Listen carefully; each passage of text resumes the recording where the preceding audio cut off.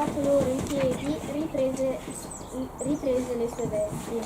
Sedette di nuovo e disse loro: capite quello che ho fatto per voi?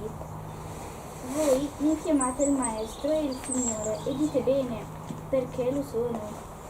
Se dunque io, il Signore e il Maestro, ho lavato i piedi a voi, anche voi dovete lavare i piedi gli uni agli altri. Vi ho dato un esempio, infatti, perché anche voi facciate come io ho fatto a voi. Ringraziamo il Signore per tutti coloro che danno la vita per noi, che si fanno umili, che non hanno vergogna di farci del bene. Impariamo da loro ad essere umili come Gesù, mite ed umile di cuore. Nel contesto dell'ultima cena, Gesù compie un gesto di estrema accoglienza, manifestando fin dove arriva l'amore di Dio per l'uomo. Quando un ospite arrivava, si lavavano i piedi perché erano la parte più impolverata, più sporca.